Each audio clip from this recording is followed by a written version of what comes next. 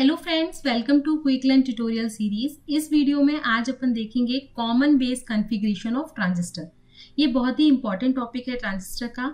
इसमें मैंने आपको पूरा डेरिवेशन एक्सप्लेन किया है, तो ये वीडियो लास्ट तक जरूर देखिएगा। आइए स्टार्ट करते हैं common base configuration of transistor. जैसा कि हम जानते हैं कि ट्रांजिस्टर बेसिकली एक 3 टर्मिनल डिवाइस होता है, जिसमें हमारे पास 3 टर्मिनल होते हैं, एमीटर, बेस और कलेक्टर। इन टर्मिनल को डिफरेंट तरीके से अरेंज करके हमने ट्रांजिस्टर के 3 कॉन्फ़िगरेशंस तैयार किए हैं, जिसमें पहला कॉन्फ़िगरेशन होता है आपका कॉमन बेस कॉन्फ़िगरेशन, जिसमें हमारा बेस कॉमन रहेगा। इसको हम सीबी कॉन्फ़िगरेशन भी कहते हैं। दूसरा कॉन्फ़िगरेशन होता है हमारा कॉमन एमीटर कॉन्फ़िगरेशन। इसमें हमारा एमीटर टर्मिनल कॉमन रहता है, इसको हम सीई कॉन्फ़िगरेशन भी कहते हैं। तीसरा होता है हमारा कॉमन कलेक्टर कॉन्फ़िगरेशन, जिसे हम सीसी कॉन्फ़िगरेशन कहते हैं। ठीक है, इन तीनों कॉन्फ़िगरेशन में जो सबसे इंपॉर्टेंट कॉन्फ़िगरेशन है वो है हमारा कॉमन एमीटर कॉन्फ़िगरेशन। ये इंपॉर्टेंट इसलिए है क्योंकि इसके बहुत सारे एडवांटेजेस हैं और बहुत सारी एप्लीकेशन है। मोस्टली आप जो इलेक्ट्रॉनिक डिवाइस हैं उनमें जब आप देखोगे तो आपको सीई कॉन्फ़िगरेशन ही मिलेगा। मोस्टली जो यूज करते हैं हम वो हमारा कॉमन एमीटर कॉन्फ़िगरेशन ही होता है। और जब आप डिवाइस को पीछे देखोगे, आपके लैपटॉप, आपके इलेक्ट्रॉनिक डिवाइसेस, वहां पे हमेशा मोस्टली आपको लिखा मिलेगा सीई कॉन्फ़िगरेशन। सीई कॉन्फ़िगरेशन का मतलब होता है कि यहाँ पे जो हम ट्रांजिस्टर यूज कर रहे हैं वो हमारा कॉमन एमीटर कॉन्फ़िगरेशन में कनेक्ट है। ठीक है, कॉमन एमीटर कॉन्फ़िगरेशन ट्रांजिस्टर का हम यूज कर रहे हैं। तो 1 बाय 1 में सारे कॉन्फ़िगरेशन आपको एक्सप्लेन करूंगी। इस वीडियो में अपन देखने वाले हैं कॉमन बेस कॉन्फ़िगरेशन। ठीक है, तो आइए कॉमन बेस कॉन्फ़िगरेशन स्टार्ट करते हैं। जैसा कि नाम सजेस्ट कर रहा है कॉमन बेस, यहाँ पे हमारा बेस टर्मिनल कॉमन है। हमारे तीनों टर्मिनल में से हम बेस टर्मिनल को कॉमन करके एक कॉन्फ़िगरेशन बनाएंगे ट्रांजिस्टर का, जिसे हमने कॉमन बेस कॉन्फ़िगरेशन कहा है। अब बेस को हम कॉमन कैसे करेंगे? तो हमें मालूम है कि जो हमारे डायोड होते हैं वो हमारे सिंगल पोर्ट डिवाइस होते हैं, लेकिन जो हमारे ट्रांजिस्टर्स होते हैं वो हमारे 2 पोर्ट डिवाइस होते हैं। ठीक है, तो यहाँ पे ये हमारा एक इनपुट पोर्ट हो गया, और जहां से हम इनपुट देते हैं और यहाँ से हमें आउटपुट मेजर करते हैं, इसको हम कहेंगे आउटपुट पोर्ट। अब यहाँ पे आप देख पा रहे हो कि एक ट्रांजिस्टर लगा हुआ है। ये ट्रांजिस्टर का एरो की डायरेक्शन से हम कह सकते हैं कि ये हमारा एक एमीटर टर्मिनल है, ये मिडिल वाला हमारा बेस है और ये हमारा कलेक्टर टर्मिनल है। और एरो की डायरेक्शन से ही हम कह सकते हैं कि ये हमारा एक एनपीएन ट्रांजिस्टर है। तो ये हमारे एन हो गए और ये हमारा बेस जो है वो पी टाइप सेमीकंडक्टर से। तो इस टाइप का कुछ कॉन्फ़िगरेशन है। इसमें आप देख रहे हो कि जो हमारा इनपुट पोर्ट है, जहां से हम इनपुट अप्लाई करेंगे, इनपुट सर्किट है, वहां पे हमारा एमीटर और बेस टर्मिनल है। ठीक है, और जहां से हमारा आउटपुट पोर्ट है, यानी हमें आउटपुट मेजर करना है, वहां पे हमारा कलेक्टर और बेस टर्मिनल लगा। यानी हमारा बेस जो है वो इनपुट सर्किट में और आउटपुट सर्किट दोनों में कॉमन है। इसीलिए हम कहते हैं कि हमारा ये जो कॉन्फ़िगरेशन है वो कॉमन बेस कॉन्फ़िगरेशन है, क्योंकि यहाँ पे बेस टर्मिनल इनपुट और आउटपुट दोनों के लिए कॉमन है। इस सर्किट को आप ध्यान से देखोगे तो आपको लगेगा कि जैसे हमने 2 डायोड को बैक टू बैक कनेक्ट किया हुआ है, क्योंकि हमें मालूम है कि जो डायोड होता है ये आपका डायोड है। डायोड हमारा एक पीएन जंक्शन डिवाइस है। जब हम एक पी टाइप और एन टाइप को मिलाते हैं तो हमारा एक डिवाइस फॉर्म होता है जिसे हम कहते हैं डायोड। तो यहाँ पे देखिए एक एन और पी है, तो ये हमारा एक डायोड हो गया। इसमें एक जंक्शन होगा जिसे हमने नाम दे दिया J1 जंक्शन, और यहाँ पे एक पी और एन है, तो ये भी हमारा एक डायोड हो गया। इसमें भी एक जंक्शन हो गया जिसको हमने नाम दे दिया J2 जंक्शन। ठीक है, यानी ट्रांजिस्टर में हमारे पास टोटल कितने जंक्शन होंगे? 2 जंक्शन होंगे, क्योंकि यहाँ पे जैसा अगर हम देखें तो 2 डायोड फॉर्म होते हैं। ठीक है, तो ये हो गया एक J1 जंक्शन और ये हो गया एक J2 junction. Back to back लगा के भी देख लो, एक डायोड जैसे ये है, दूसरा डायोड आपका ये है। ये हमारा हो गया बीच में बेस, एमीटर और कलेक्टर। तो कुछ इस टाइप का आपका ट्रांजिस्टर है। अब इस ट्रांजिस्टर में अगर हमारा ट्रांजिस्टर एक्टिव मोड में वर्क करेगा, क्योंकि हमें मालूम है कि ट्रांजिस्टर की मेन एप्लीकेशन होती है transistor work as an amplifier. हमारा ट्रांजिस्टर एक एम्पलीफायर की तरह वर्क करता है। एम्पलीफायर मतलब इनपुट से हम वीक सिग्नल देते हैं, आउटपुट में हमें स्ट्रॉन्ग सिग्नल मिलने चाहिए, एम्पलीफाइड सिग्नल मिलने चाहिए। ठीक है, अगर हमने इनपुट से वीक सिग्नल दिए हैं तो हमें आउटपुट में एम्पलीफाइड सिग्नल मिले या स्ट्रॉन्ग सिग्नल मिले, ठीक है, तो वो हमारा कहलाता है कि ट्रांजिस्टर हमारा एक एम्पलीफायर की तरह वर्क करेगा। ये किस केस में वर्क करेगा? जब हमारा ट्रांजिस्टर एक एक्टिव मोड में वर्क करता है, ठीक है। ट्रांजिस्टर जब ऑपरेट करता है एक्टिव रीजन में, अब जब भी ट्रांजिस्टर एक्टिव मोड में वर्क करेगा तो हमारा कंडीशंस क्या होनी चाहिए? हमारा J1 जंक्शन फॉरवर्ड बायस होगा और J2 जंक्शन रिवर्स बायस होगा। यानी हमारा ये वाला जो डायोड है वो फॉरवर्ड बायस होगा और ये वाला जो डायोड है वो रिवर्स बायस होगा। तब हमारा जो ट्रांजिस्टर है वो हमारे वीक सिग्नल को स्ट्रॉन्ग सिग्नल में कन्वर्ट करेगा और एक एम्पलीफायर की तरह वर्क करेगा, ठीक है। तो इसके लिए हमें बायसिंग कैसी करनी पड़ेगी? तो बायसिंग करने के लिए यहाँ पे देखिए, हमें मालूम है ये हमारा एक एमीटर टर्मिनल है, ये कलेक्टर है और ये बेस टर्मिनल है और ये हमारा एक NPN ट्रांजिस्टर है, ठीक है। NPN ट्रांजिस्टर में हमें क्या करना है? J1 जंक्शन को फॉरवर्ड बायस करना है और J2 जंक्शन को रिवर्स बायस करना है, तब ट्रांजिस्टर हमारा एक एक्टिव मोड में वर्क करेगा, यानी एम्पलीफायर की तरह वर्क करेगा। तो इसके लिए यहाँ पे एक रेजिस्टेंस लगाएंगे और N टाइप को कनेक्ट करेंगे नेगेटिव से और बेस को कनेक्ट करेंगे पॉजिटिव से, ठीक है। P टाइप को पॉजिटिव से कनेक्ट करेंगे। इसी तरीके से यहाँ पे हम एक रेजिस्टेंस लगाएंगे और कलेक्टर को कनेक्ट करेंगे पॉजिटिव से और बेस को कनेक्ट करेंगे नेगेटिव से। ये जो बैटरी हमने लगाई है इस पोटेंशियल को हम कहेंगे VEE और ये जो रेजिस्टेंस है वो हमारा कहलाएगा RE। इसी तरीके से ये रेजिस्टेंस हमारा RC कहलाएगा, कलेक्टर रेजिस्टेंस, क्योंकि हम कलेक्टर साइड में लगा रहे हैं, और ये कहलाएगा हमारा VCC वोल्टेज। इसको हमने VEE पोटेंशियल क्यों कहा? क्योंकि यहाँ पे आप देख रहे हो ये हमारा एमीटर बेस जंक्शन है, ठीक है। तो एमीटर बेस जंक्शन के अक्रॉस जो पोटेंशियल होगा वो हमारा क्या कहलाएगा? VEB पोटेंशियल, ठीक है। और कलेक्टर और बेस के अक्रॉस जो पोटेंशियल होगा वो हमारा क्या कहलाएगा? VCB potential. अब आप कहोगे कि VEE हमारे VBE के इक्वल क्यों नहीं है, दोनों अलग अलग क्यों लिखे हैं? क्योंकि यहाँ पे एक रेजिस्टेंस लगा हुआ है। अगर RE की वैल्यू 0 के इक्वल होगी तो VEE VBE के इक्वल होगा, लेकिन इसी तरीके से अगर RC की वैल्यू 0 के इक्वल हम मान के चलेंगे तब VCB जो है वो VCC के इक्वल होगा।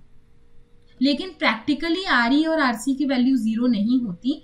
ये हमारे सर्किट को प्रोटेक्ट करने के लिए ये रेजिस्टर्स बहुत जरूरी होते हैं, इसीलिए हम यहाँ पे एमीटर के अक्रॉस एक रेजिस्टेंस लगाते हैं और कलेक्टर के अक्रॉस एक रेजिस्टेंस लगाते हैं।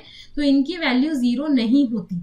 अगर इनकी वैल्यू 0 नहीं होती तो हमारा यहाँ पे VE VB के इक्वल नहीं होगा, ठीक है। इसीलिए हमने दो पोटेंशियल को अलग अलग नाम दिए हैं। यहाँ पे अगर हम करंट की डायरेक्शन देखें तो करंट की डायरेक्शन क्या होगी? एक्टिव मोड में, ठीक है। मैं एक्टिव मोड की बात कर रही हूँ क्योंकि यहाँ हमें हमारे ट्रांजिस्टर को एम्पलीफायर की तरह वर्क कराना है। तो एक्टिव मोड में ये एरो की डायरेक्शन देखिए, एरो की डायरेक्शन कह रही है कि ये हमारे एमीटर करंट की डायरेक्शन है। अगर ये एमीटर करंट की डायरेक्शन है तो बेस की डायरेक्शन ये होगी IB की डायरेक्शन, और ये हमारे कलेक्टर करंट की डायरेक्शन होगा IC की। तो ये हमारे करंट की डायरेक्शन हो गई। अब इस सर्किट में हम KCL अप्लाई करेंगे तो किरचॉफ करंट लॉ कहता है incoming current is equal to outgoing current. तो इनकमिंग करंट क्या है? IC और IB हमारे इनकमिंग करंट है और IE आउटगोइंग करंट है। तो IE equal to IC plus IB हो जाएगा। ये हमें इन तीनों करंट के बीच में एक रिलेशनशिप भी मिल गई और ये हमारी फर्स्ट इक्वेशन है जो बहुत इंपॉर्टेंट है। अब अगर आपसे कोई कहे कि कलेक्टर करंट कितना फ्लो होगा सर्किट में, वो फाइंड करिए, तो IC की वैल्यू हमें मिलेगी अल्फा IE प्लस ICO। अब ये अल्फा आई ये इक्वेशन कहाँ से आई? तो ये इक्वेशन अगर आपने मेरा प्रीवियस वीडियो देखा होगा जहाँ पे मैंने आपको ऑपरेशन ऑफ ट्रांजिस्टर बताया है, तो वहां पे हमने ये इक्वेशन फाइंड आउट की थी। अब ये इक्वेशन में ICO कहलाता है हमारा रिवर्स लीकेज करंट, ये कहलाता है, ठीक है, या जिसे हम रिवर्स सैचुरेशन करंट भी कहते हैं। ये करंट फ्लो होता है माइनॉरिटी कैरियर के मूवमेंट के कारण। कलेक्टर सर्किट में जो माइनॉरिटी कैरियर का मूवमेंट होता है उसके कारण जो करंट फ्लो होता है उसको हम रिवर्स लीकेज करंट कहते हैं। अब ये इक्वेशन कैसे आई वो मैं आपको बहुत ही ब्रीफली एक्सप्लेन कर देती हूँ। यहाँ पे मान लीजिए हमारे पास ये ट्रांजिस्टर है, हमें मालूम है ट्रांजिस्टर का बेस जो होता है वो बहुत थिन होता है, एमीटर मॉडरेट होता है, कलेक्टर बहुत वाइड होता है और बेस को हम बहुत लाइटली डोप्ड करते हैं जिसमें यहाँ पे चार्ज कैरियर बहुत कम होते हैं। और मान लीजिए ये हमारा एक NPN ट्रांजिस्टर है, तो एमीटर बना है N टाइप मटेरियल से, बेस बना है P टाइप मटेरियल से और कलेक्टर N टाइप मटेरियल से बना है। तो अगर एमीटर N टाइप से बना है तो यहाँ पे मेजॉरिटी कैरियर इलेक्ट्रॉन होंगे, P टाइप में मेजॉरिटी कैरियर होल होंगे और N टाइप में मेजॉरिटी कैरियर इलेक्ट्रॉन होंगे। ट्रांजिस्टर को एक्टिव रीजन में वर्क कराने के लिए हम एमीटर को कनेक्ट करेंगे नेगेटिव पोलैरिटी से और कलेक्टर को कनेक्ट करेंगे पॉजिटिव पोलैरिटी से। इस टाइप की जब आप वाइसिंग प्रोवाइड करोगे तब उस केस में क्या होगा, जितने भी इलेक्ट्रॉन हैं एमीटर रीजन के वो नेगेटिव नेगेटिव रिपल करेंगे और बेस की ओर मूव करेंगे। बेस बहुत ही थिन है और लाइटली डोप्ड है तो इसमें बहुत कम होल्स हैं, तो कुछ इलेक्ट्रॉन जो है वो बेस में रिकम्बाइन होंगे, कुछ इलेक्ट्रॉन इस पॉजिटिव से अट्रैक्ट होके इस डायरेक्शन में मूव करेंगे, कुछ इलेक्ट्रॉन हमारे कलेक्टर में मूव कर जाएंगे यानी कलेक्टर रीजन में चले जाएंगे।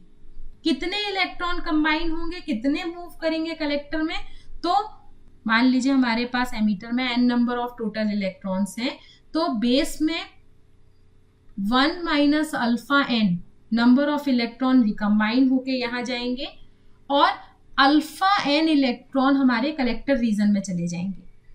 अब यहाँ पे इलेक्ट्रॉन की डायरेक्शन देखिए, कलेक्टर में इलेक्ट्रॉन की डायरेक्शन ये है तो करंट की डायरेक्शन IC की ये होगी, बेस में इलेक्ट्रॉन की डायरेक्शन ये है ये, ठीक है, तो करंट की डायरेक्शन IB ये होगी और यहाँ पे एमीटर रीजन में इलेक्ट्रॉन की डायरेक्शन ये है तो IE की डायरेक्शन ये होगी। तो इन तीनों से हम कह सकते हैं कि इस सर्किट में KCL लगाओ तो यहाँ पे IE outgoing current equal to incoming current IC plus IB, तो ये वाली इक्वेशन आपको पहली मिल गई। अब दूसरी इक्वेशन अचीव करने के लिए हमें मालूम है कि कलेक्टर करंट हमें फाइंड करना है।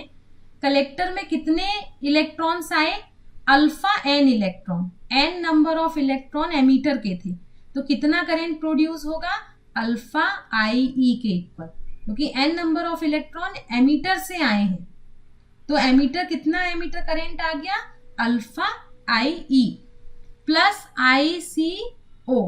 अब ये ICO क्या है, कलेक्टर में कुछ मेजॉरिटी कैरियर इलेक्ट्रॉन है क्योंकि ये N टाइप से बना है, लेकिन माइनॉरिटी कैरियर होल्स भी है। ऐसे ही बेस में मेजॉरिटी कैरियर होल है लेकिन माइनॉरिटी कैरियर इलेक्ट्रॉन्स भी हैं, तो ये इलेक्ट्रॉन जो है वो इस डायरेक्शन में मूव करेंगे, ये होल्स जो है वो इस डायरेक्शन में मूव करेंगे और इनके मूवमेंट के कारण भी एक स्मॉल करंट फ्लो होगा जिसे हम कहते हैं लीकेज करंट, ठीक है। तो ये लीकेज करंट कहलाएगा ICO और ये फ्लो होता है माइनॉरिटी कैरियर के मूवमेंट के कारण। तो ये इक्वेशन भी आपको IC की मिल गई, तो ये भी आपको पता चल गया कि कैसे आई। और इसको अगर आपको डिटेल में समझना है तो आप मेरे प्रीवियस वीडियो को जरूर देखिएगा, वहां पे मैंने पूरा एक्सप्लेन किया है कि कैसे ये वर्किंग है और कैसे इक्वेशन आएगी। अब ये इक्वेशन हमें मिल गई, इस इक्वेशन को हम लिख सकते हैं IC alpha IE plus ICBO। यहाँ पे ICBO क्या है, तो ICBO है कॉमन बेस लीकेज करंट। अब हम देख रहे हैं कि हमारा जो लीकेज करंट है वो हमारे मेन करंट IE के कंपैरिजन में बहुत कम है। IE is very very greater than ICBO, क्योंकि ये तो लीकेज करंट है, माइनॉरिटी कैरियर के कारण फ्लो हो रहा है। IE करंट तो मेजॉरिटी कैरियर के कारण फ्लो हो रहा है, तो ये ज्यादा है, तो इसको हम निग्लेक्ट कर सकते हैं। इसको अगर हमने निग्लेक्ट कर दिया तो ये हो गया IC equal to alpha IE। अब हम इसको लिख सकते हैं alpha equal to IC upon IE, और ये अल्फा कहलाता है एम्प्लीफिकेशन फैक्टर, या जिसे हम कॉमन बेस करंट गेन भी कहते हैं, ठीक है। हमारा ट्रांजिस्टर अल्फा टाइम एम्प्लीफिकेशन करेगा IC अपॉन IE। अब इसको हमने करंट गेन क्यों कहा, क्योंकि हमें मालूम है गेन क्या होता है, आउटपुट अपॉन इनपुट का रेशियो हमारा गेन कहलाता है। तो आउटपुट क्या है, कलेक्टर करंट IC और इनपुट क्या है, एमीटर करंट IE। तो इनके रेशियो को हमने अल्फा कहा। तो होप आप लोगों को ये सारी चीजें क्लियर हो गई होंगी। अल्फा से बहुत सारे क्वेश्चंस आते हैं कॉमन बेस करंट गेन या एम्प्लीफिकेशन फैक्टर फाइंड आउट करने के लिए। अल्फा की वैल्यू होती है, यानी अल्फा की रेंज होती है 0.95 से लेकर 0.98 के बीच में वेरी करता है।